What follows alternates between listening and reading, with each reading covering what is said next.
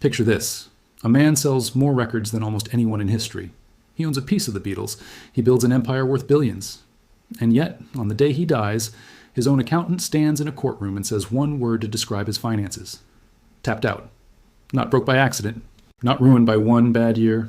Bled, slowly, deliberately, for over a decade, by the very people paid to protect him. Today we're pulling apart exactly how that happened, name by name, dollar by dollar. Before we start, hit that subscribe button. This channel exists to follow the money nobody else bothers to trace, and every subscriber tells us to keep digging. Now let's get into it. To understand the theft, you first have to understand the size of the target. By the mid-1980s, Michael Jackson wasn't just a singer, he was a financial force. Thriller had already rewritten the record books, and in 1985, he made the boldest move of his career, buying ATV Music for roughly $47 million, a catalog that held the publishing rights to hundreds of Beatles songs. He beat out Paul McCartney himself to get it. It was, at the time, considered one of the smartest acquisitions in entertainment history. On paper, Michael Jackson wasn't just rich, he was sitting on an appreciating asset worth more every single year. That's exactly what made him irresistible to the wrong kind of people. Here's what most documentaries skip over. The moment you control an asset that large, you stop being just an artist. You become a walking opportunity for every lawyer, manager, and financial advisor who can get a foot in the door. And Michael Jackson, by his own team's later admission, was surrounded by exactly that kind of crowd for the better part of 2 decades. Some were genuinely loyal. Many were not. The problem was, from the outside, they all looked the same, well-dressed, well-spoken, and always holding a contract that needed a signature. The numbers tell the real story better than any interview ever could. Financial records that surfaced during later litigation show Michael was already carrying meaningful debt by the early 1990s, years before the public had any idea anything was wrong. By 1998, that debt had climbed past $140 million.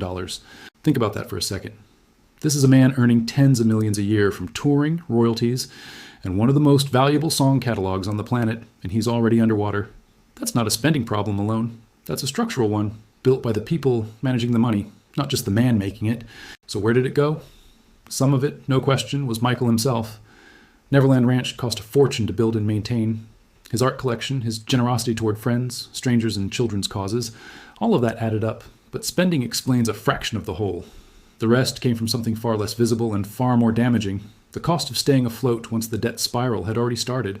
To keep the machine running, Michael's team began borrowing directly against his most valuable asset, the very catalog that held the Beatles songs.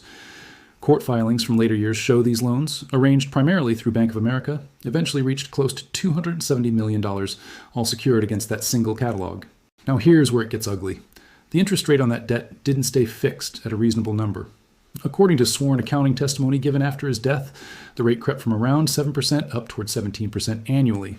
On a debt load that size, that difference isn't a rounding error, it's tens of millions of dollars evaporating every single year, quietly, automatically, whether Michael sold another album or not. And it wasn't just interest. Court documents from a 2002 lawsuit filed by a former financial services firm described Michael's finances in blunt terms, calling his situation a ticking financial time bomb. That same filing claimed that despite sitting on assets worth roughly $500 million, he had only a few months of usable cash on hand at any given time. Read that again. $500 million in assets and functionally living month to month. That contradiction alone should tell you something was deeply wrong with how his money was being managed. Then there's the practice that shows up again and again in the lawsuits filed against his advisors over the years: churning. For anyone unfamiliar, churning is when a broker or advisor executes excessive, often unnecessary transactions inside a client's account, not because it benefits the client, but because every transaction generates a fee for the person making the trade. Michael Jackson's name appears in multiple filings alleging exactly this.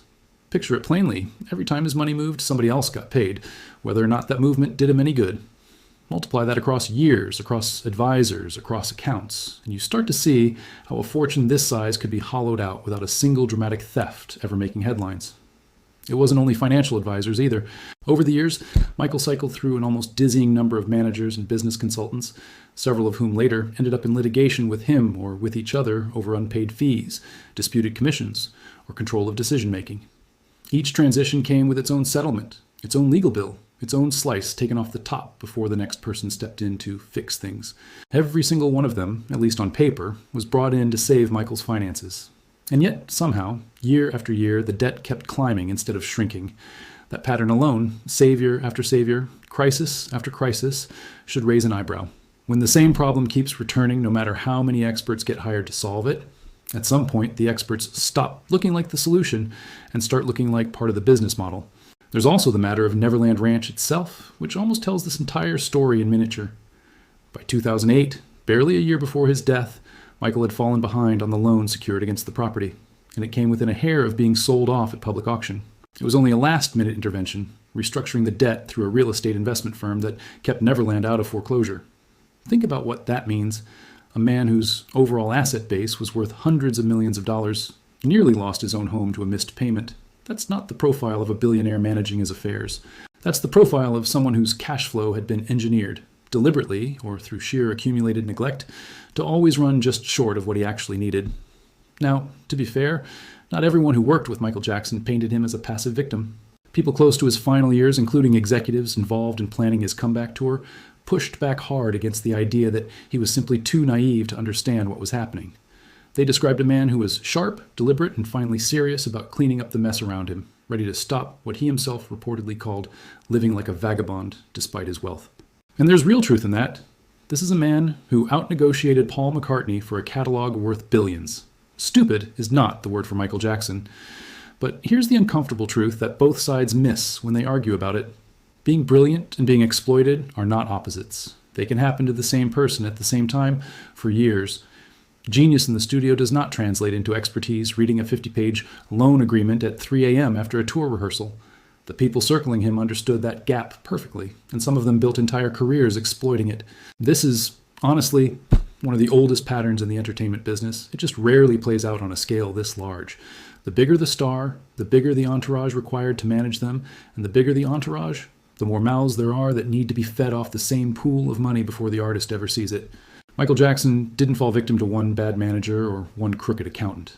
He fell victim to an entire ecosystem built up over decades where dozens of separate people each took their own small, legally defensible cut, and nobody in that ecosystem had any incentive to ask whether the total added up to something that was quietly bankrupting the man at the center of it all.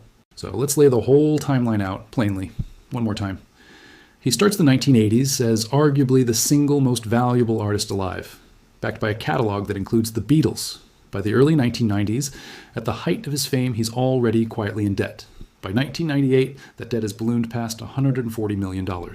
Through the 2000s, he's borrowing hundreds of millions against his own catalog just to stay liquid, paying interest rates that climb as high as 17%, while lawsuits pile up accusing his own advisors of running unnecessary trades purely to generate fees.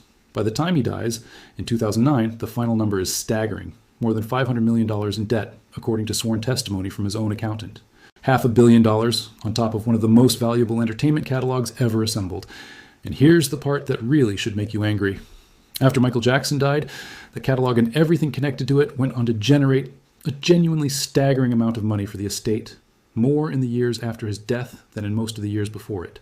The value was always there. It never disappeared. What disappeared, slowly, year after year, deal after deal, signature after signature, was Michael's own access to it. The wealth wasn't a myth, the theft was real, and the two things happened at exactly the same time, right in front of everyone, mostly hidden behind paperwork nobody outside a courtroom ever bothered to read. Michael Jackson spent his life giving people a version of joy that very few entertainers in history have ever matched. Whatever you think of him personally, the numbers here aren't opinion. They're documented in lawsuits and sworn testimony and court filings that anyone can go find. The least we can do, all these years later, is tell the story honestly, not just what he built, but exactly who was standing closest to him when it started disappearing. And maybe the most sobering part of this whole story is how ordinary it actually is underneath all the spectacle.